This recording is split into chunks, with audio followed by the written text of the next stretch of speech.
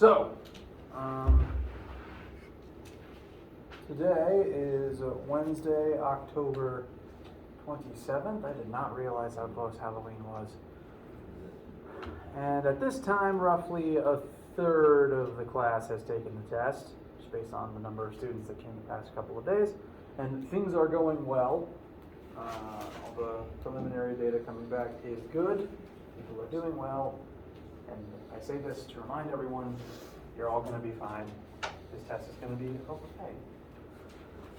Tests are a scary thing, but this is going to be okay, guys. I just been getting a lot of people coming in nervous. I'm trying to assuage that. Let's see. 2 more test groups this week. There'll be today and Friday. There is no Thursday lab, so there won't be a Thursday test group. And most people have been in contact with me about if you're going to switch days or not. Those are fine, but I need the email paper trail.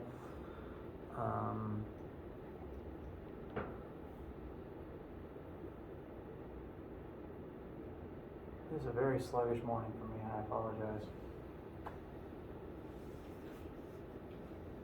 Testing will continue during the lab times this week, and during lecture we will additionally look at any more study questions you guys have, but we will also begin moving forwards with Chapter 6. I will always begin those discussions with the big caveat, this is not material on the test this week. There was another point I was going to make. Oh, I have preliminarily put the Chapter 6 homework and quiz up on WebAssign, just so that they are there for students who are already finished with the test and would like to begin them. They are not due until, when did I make them? I think they're set for currently November the 8th at midnight. So it is not for some time. We will have all of this week and next week to discuss Chapter 6 in class, outside of testing stuff, before that assignment is due. But it is already up in case you wanted to begin working on it. If you are already finished with the test, I do recommend at least glancing at the homework to have the questions in your mind. If you're not done with the test yet, please put that off until you have finished the test. And once you're done with the test, then look at it. So, like I said, today we will, if you have any more lingering questions about test concepts or previous assignments, we'll open up the floor for that in a minute. If not, we'll continue looking at the beginnings of Chapter 6 together. So, any questions, concerns from you guys? Yes? This isn't about class, but when you asked earlier about questions, I remember a video that I saw. It said a truck was moving at 50 miles per hour, and then they shot a bowling ball out of the back of it at 50 miles per hour, and it just dropped and stayed in that same spot. Mm-hmm. So, is that accurate? That, potentially, that is possible, yes. That involves a combination of momentum and relative velocity. So, say this poorly drawn truck and everything in it is moving forward at 50 miles per hour. So, the bowling ball in the back is technically also moving forward at 50 miles per hour. And if the ball was just to be dropped out the side, it would continue trying to move forward at 50 miles per hour until friction and rolling on the ground stopped it. But it would still attempt to be moving at this speed. It would have the momentum to carry it forward at this speed until the ground stopped it. Now, from the frame of reference of people inside of the truck, if they, from within the frame of reference of people in the truck, if they, using some sort of a cannon or slingshot, tried to fire the bowling ball backwards at 50 miles per hour, the truck would already have the bowling ball would have momentum to give it a velocity in this direction, and the people in the truck would then, in firing it, give it momentum an additional momentum in this direction that would be enough to make its mass move at 50 miles per hour. As we'll talk about with momentum this week, since momentum is a vector, those will add up to 0. Now, from the frame of reference of the people inside the truck, once the ball exits and drops straight to the ground, the difference in speed between the ball and the truck will still be 50 miles per hour. The truck will drive away at 50 miles per hour, the ball will be at 0. So from the frame of reference and the people in the truck, it is kind of still moving backwards at 50 miles per hour. But they were already moving forwards at 50 miles per hour, so their frame of reference is offset by 50 miles per hour. So yes, this would happen. It's actually a very cool case of momentum, and I'm glad you mentioned it. You can do this with about anything.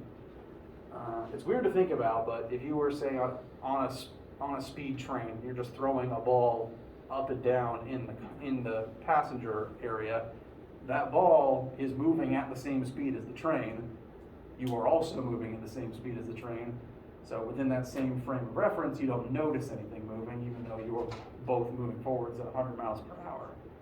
This is a weird case where the frames of reference are more easily able to be seen from the outside.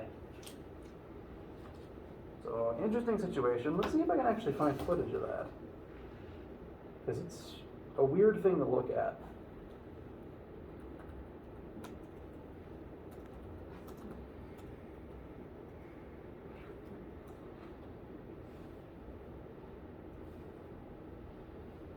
Will the internet work today?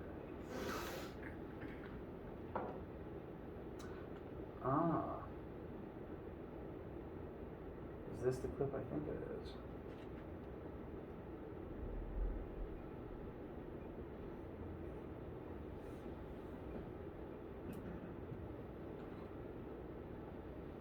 Hold on, there's a Verbo ad.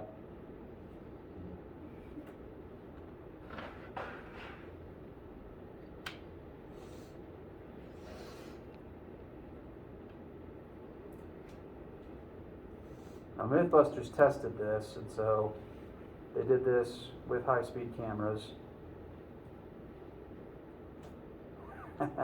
Yes, this is perfect.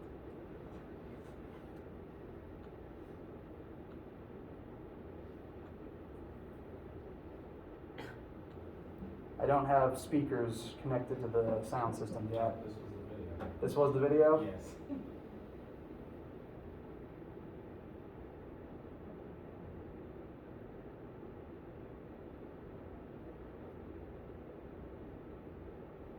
The title says soccer ball, but it looks way more like a bowling ball. And keep in mind, if they had simply released the ball, it would be rolling forwards. So they fired it backwards and it just dead drops instead.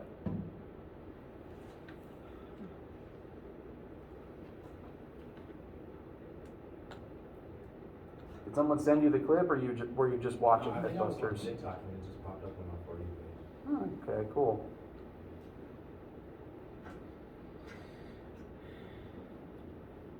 That is a good case that ties into what we're going to be talking about, so I'm going to hang on to that and might reference it again. Any other written questions?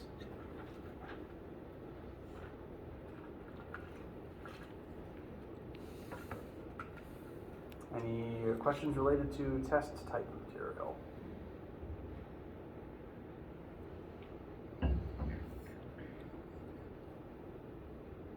Okay. Do please ask any questions about the test or you're studying at any time. You can email them to me. I'll be in my office and from the end of lecture to the start of test time today. So feel free to come by and ask about literally anything. And so this then, no one has anything specifically they'd like to ask about right now, is the start of the big warning flag. This is technically Chapter 6 content. This is not necessarily what will be on the test, although there is a momentum question on the test. We're going to move a little bit past what will be on the test itself. So there's your flag. Don't study. If you are still studying for a test, do not study this today in anticipation of it being on the test. So, we're officially done with Chapter 5. We're going to move forward into Chapter 6. We're going to try to cover about a chapter or so a week until Thanksgiving. This latter half of the course, the main premise of this specific semester is meant to be physical motion and mechanics, and we're moving from the basics of linear motion and mechanics into more complicated areas. Momentum is a nice stepping stone, though, because it relates to the collision and the energy analysis that we've already been doing. But in the coming weeks, we will start examining more complicated scenarios where instead of moving in straight lines, things are going to start spinning and rotating and eventually floating. So, more complicated scenarios to come. This will be kind of a nice little stepping stone to start with, though. And it does relate to the things we have been doing in the past week. Momentum and kinetic energy are very similar things, as we've already discussed. Momentum is like energy in that matter possesses it. Again, you can't observe energy or momentum directly. You can simply observe matter that has energy or momentum. You can't see either itself. You can only see what an object does with it. Momentum is a quantity related to the motion of an object with matter. An object needs to have both mass and velocity in order to have momentum. This is an important distinction because, one, if an object isn't moving, it lacks momentum, and two, if an object lacks mass, it can't have momentum, which is really only important when you're talking about light, since it's one of the only things that isn't made of matter that can move.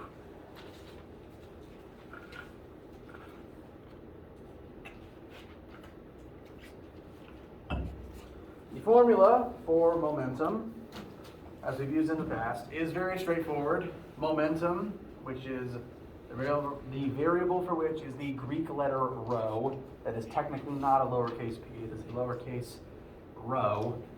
And if you've never seen rho spelled in English, it is R-H-O, and it looks like a lowercase p. Momentum is equal to mass times velocity, and unlike energy, momentum is a vector. We multiply scalar mass times vector velocity, and therefore momentum ends up being a vector. Unlike kinetic energy,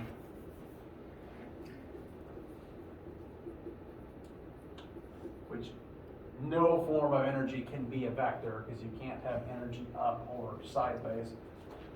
Here, velocity is a vector, but we square it, and when you multiply a vector by a vector, it tends to cancel out the vector direction.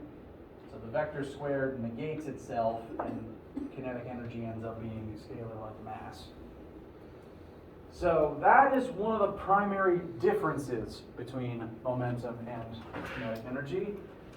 Now, if an object has one, it's going to automatically have the other. Looking at the formulas, we have to have mass and velocity to have either kinetic energy or momentum. If both of those numbers aren't zero, then they will both equal something. So if matter has kinetic energy, it does automatically also have momentum by default. They go hand in hand even though they are different things. And if one of them equals zero, the other will also equal zero. They also behave similarly in that they can both be possessed by various objects. You can only observe kinetic energy or momentum when objects are moving with them. And they can both be transferred between different objects in a collision. And we have technically done collision type questions before, but they're going to become a more common archetype now.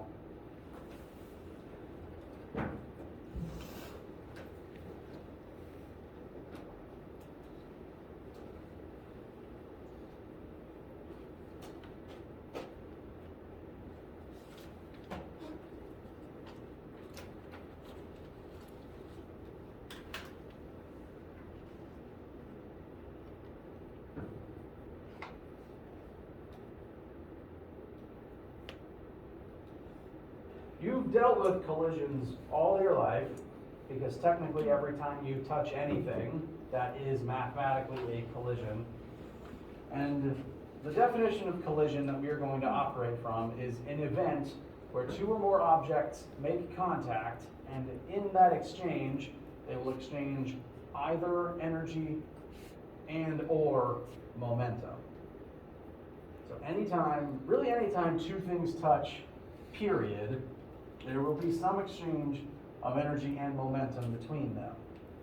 This is true anytime you grab and pick something up. You have made contact, you are moving energy out of your body and into the objects, or occasionally energy from the object will move into your body, and momentum tends to go with it because, again, if one thing slows down, it will lose momentum. If something speeds up, it will gain momentum. So they follow one another. And we're going to begin examining collisions more closely to try to figure out what the total kinetic energy and momentum is before the collision, where the kinetic energy and momentum is after the collision, and draw some comparisons between the two. Any questions about anything thus far?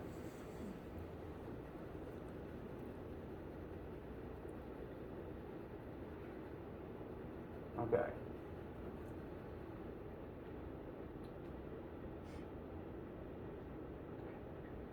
So, with our momentum formula, I would like you guys very briefly, very quickly, and working amongst yourselves, to tell me which of these, not really objects, but which of these scenarios does the entity in question possess the most momentum? Bless you.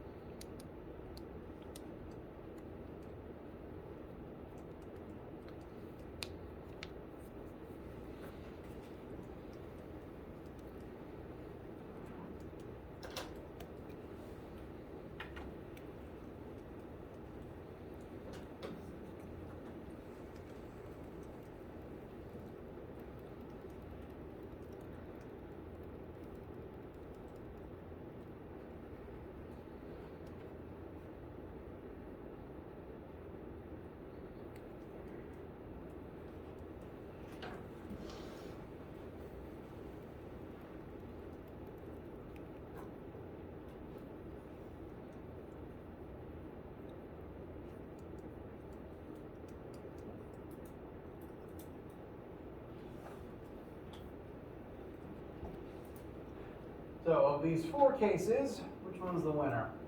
The dog. The dog. Very good. Why is it not the building by default? No. It is not moving. Velocity is 0, momentum will be 0 by default. The bullet is the fastest object here, but it has the smallest mass. The car, of all the objects that are moving, has the most mass, but it's moving very slowly. So the highest combination of mass and velocity is the dog. And I'd like to use this as a frame of reference to point out that momentum can be thought of as how hard it is to stop a moving object. The more momentum something has, the more it wants to keep moving at the same velocity in the same direction as long as it can. And the more momentum it has, the more effort it's going to take to eventually slow it down and stop it.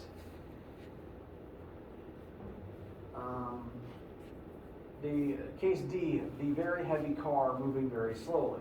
The car does have a lot of mass, but at that speed and that level of momentum, a person could pretty easily just put their leg on the bumper and stop it from moving. This is slower than just idle speed. This would not be difficult to stop. And in the case of the bullet, like just hitting a wall will stop it. It won't go through much metal or much rock. It just does not have a lot of mass behind it, even though it is moving very fast. The dog, ironically, would take the most effort for a person to go over and grab and try to slow down. Just do the math. And, well, building's not moving, it takes no effort to stop. So the more momentum, the more forceful that object is going to be in a collision, the more energy it's bringing into the collision, the more it wants to keep moving in the same direction after the collision, and the harder it will be to actually slow down. Which makes sense. If a large object is moving fast, like a train or a boat, it's going to take a lot of time and effort to actually slow it down completely. Cue example about the Hulk or Mr. Incredible jumping in front of a train, and it's still taking a long distance to actually make the train stop.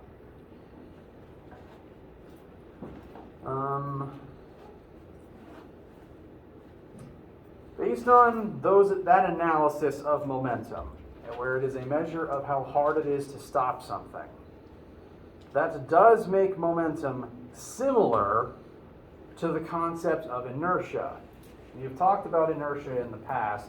Inertia is mass's tendency to remain at constant speed. All mass does this by default, no matter what its speed is. And all matter performs that, has that specific quirk about it.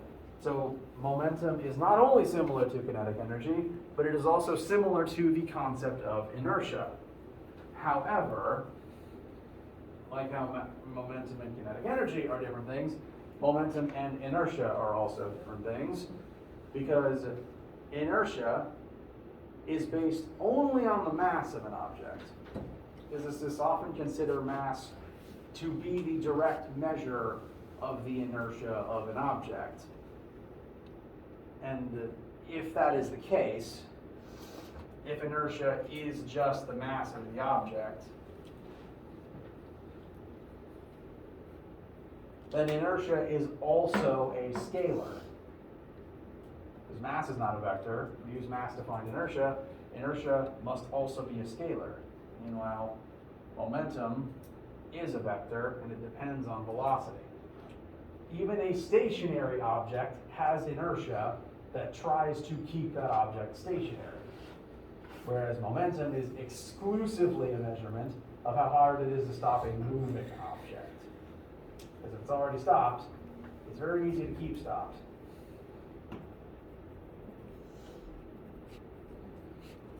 Any questions or issues with the differentiations up until now?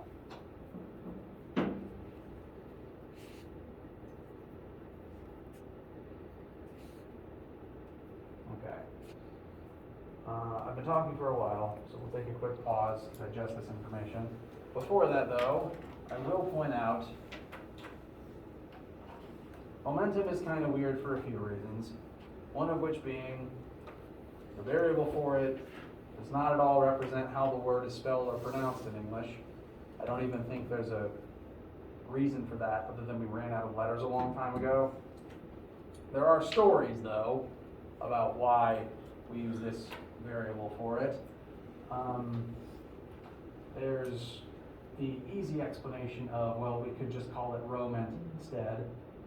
But there's an even older joke about how when Isaac Newton was doing research into momentum, he was at a cocktail party explaining his research to people, but he hadn't named momentum yet. So he started describing it in terms of, he reached into his wine glass and pulled out the olive that was in it, describing momentum in terms of the pimento inside of the olive, how they're both going to keep moving together in the same direction because of the momentum that they share.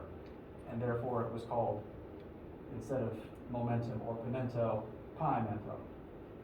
Which is, again, just a really poor explanation for why this is a variable for it. Whatever the reason, it also has a weird unit.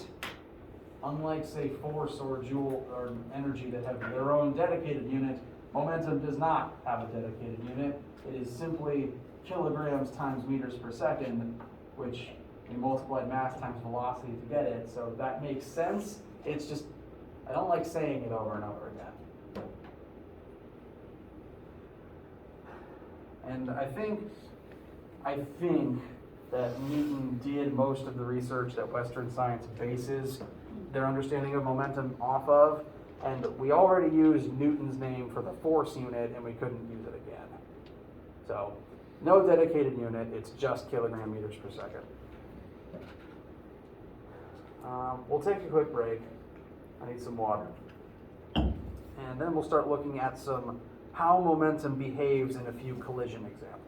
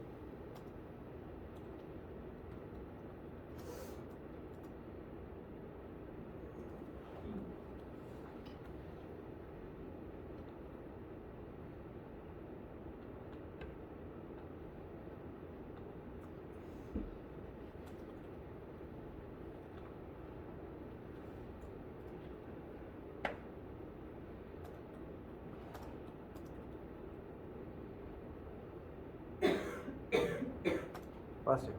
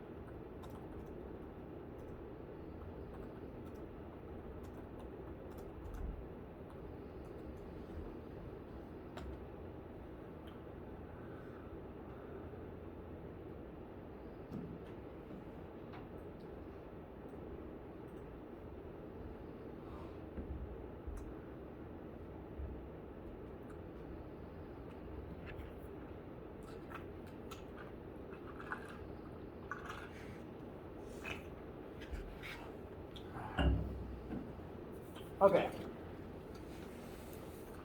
Questions, needs, concerns before we resume?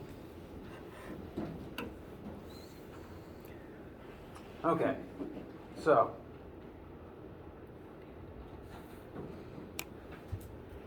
previously we have examined situations that questions that sort of have a before state and an after state, where we have examined the energy involved in a system of objects before some change occurs, and then afterwards looked at those same objects after some changes occurred, and looked at what forms the energy we're in at that second point in time.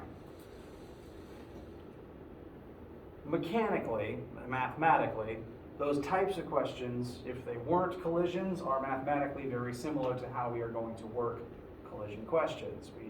There's some before state, some after state, and we compared the energy of those states. Momentum is going to work the same way, because in a collision, in any sort of interaction between objects where momentum is exchanged, total momentum initial of the entire system will equal total momentum final, which, if you were setting up your formulas on a page, would look like this. Very similar to total mechanical energy initial equals total mechanical energy final. Whatever momentum is present in the system of colliding objects before the collision occurs, that same total will persist afterwards. The momentum will swap what object it is in, but it still has to be present within those objects. So this is true of literally every type of collision. We've done some work between elastic and inelastic collisions and the differences between them, but a commonality between all collisions, no matter what type, is this statement. So any collision question that involves moving objects colliding and then moving at different speeds afterwards, this is a safe starting point, comparing the original momentum to the final momentum. So let us use this to examine a quick, brief collision. Let's just shoot an arrow at a piece of wood. We have a 10-gram arrow being fired at 25 meters per second at a wooden log, just a log sitting on a fence post, just for target practice. The log has a mass of 5 kilograms, and at the beginning, before the arrow hits it, it is completely immobile. Its initial velocity is 0. Now, before we do any math, before we put up any formulas, just using common sense and your own experience, when the arrow hits the log, what's going to happen?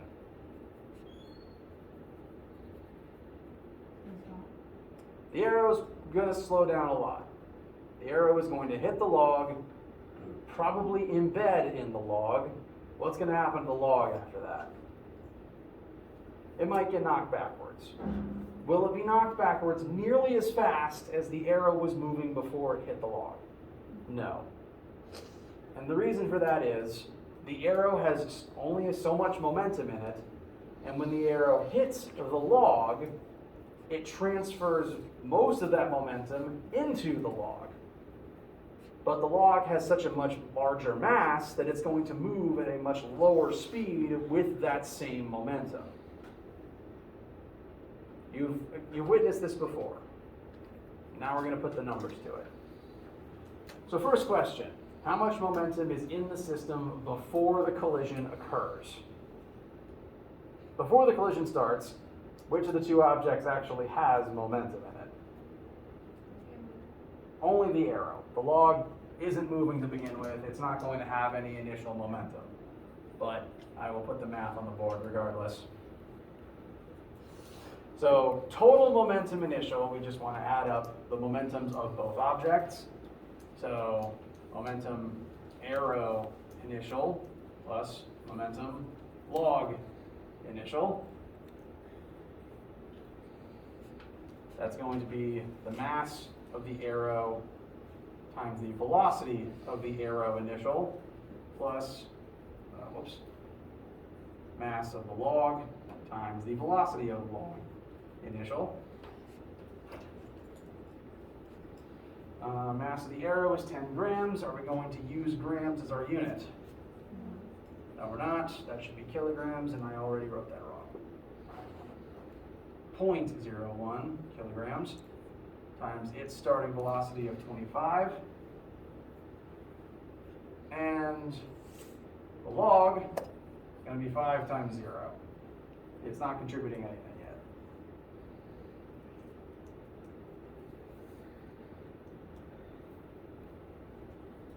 So what is our grand total for the initial momentum of this system? My handwriting feels even worse than normal today.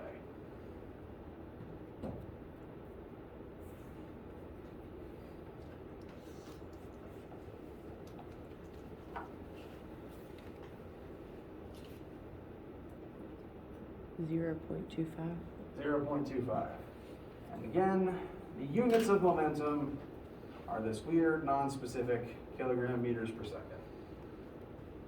So, in the entire system, this is all the momentum that exists before the collision actually happens, and we know that all of that is currently housed in the arrow itself. The log has none to begin with. Knowing this, after the arrow hits the log, conceptually, how much momentum should the system have after that collision occurs? 0. No, The same momentum? it'll be this same total. Once the collision occurs, this same total momentum must exist across both objects. It might swap what object has it, but it still needs to be there. So, and based on this formula from earlier, this initial momentum must also equal the total, not just in one object, but in both objects combined, the total final momentum. The arrow is not going to lose all of its momentum in this collision, because if it does knock the log over, the arrow is going to go with it. They're both going to be moving afterwards. They are going to share this after the collision happens.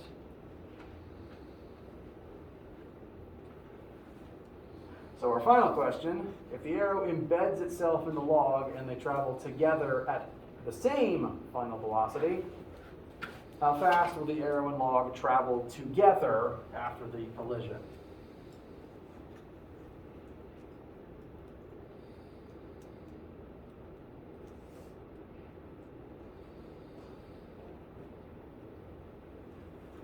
Now I'm going to erase this part here that we've already done, try to set this up as a beginning to end type question, starting from this formula. You do not need to erase anything in your notes. In fact, I recommend writing this again and working down from it. Do not erase this part.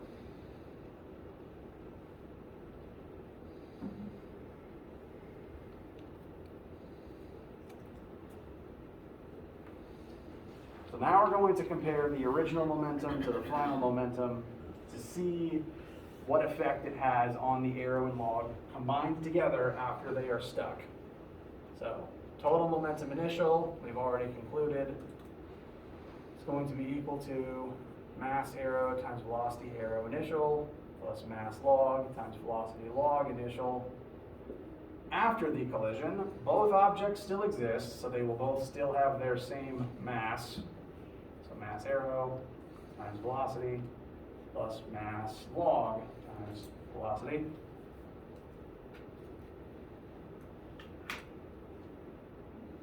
And what's interesting in this scenario is, since they're stuck together, they should have the same final velocity, which means that it's the same v across both objects in this case. We don't know what it is, but it's going to be the same variable. This will not always be the case. There will be cases where objects colliding won't stick together. But for right now, it's easier, and because that would literally happen in this situation, they're going to stick together, meaning that the v final we solve for is the same for both objects.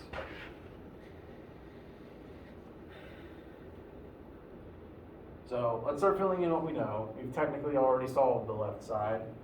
We had arrow mass times arrow velocity plus log mass times log velocity.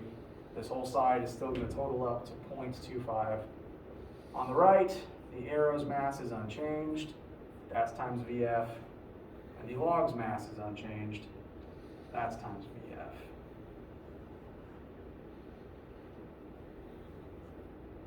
The left, we found earlier, is going to become 0.25.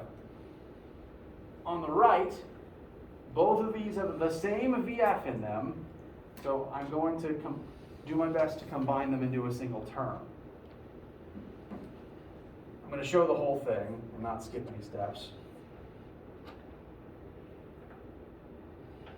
I did already mess something up. It's 0.01 kilograms.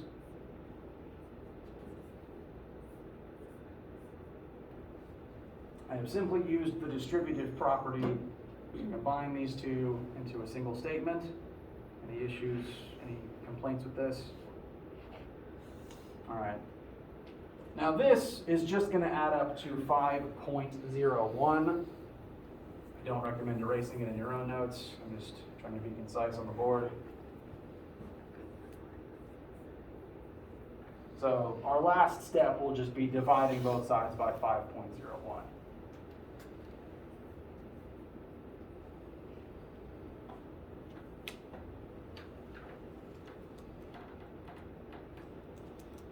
And so, what will our final velocity be?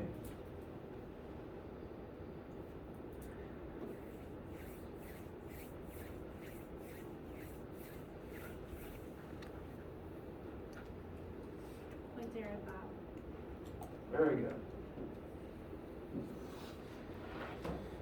And this is velocity, so our final unit will come out to be meters per second. This matches our original assumption that once combined, if the log gets knocked off the post, it will be moving very slowly. It has absorbed most of the momentum from the arrow, but because it is far more massive, it will move much more slowly as a result. And that is a sample collision. I would specifically refer to this as an inelastic collision because the arrow didn't bounce off of the log. It was embedded in it and they then traveled together afterwards. These tend to be the easier type of situation to examine, which is why we're starting with that. Next time, we'll look at probably a few more inelastic cases before we look at elastic ones. Look at some interesting situations where, for example, technically, the act of me throwing that marker is a collision, and we'll talk about why on Friday. Any questions for now? Okay. We'll stop here for today. If you have any questions about anything, please stick around and ask them, either about this or about the test. And if I don't see you today for the test, then please do have a wonderful day. Yes.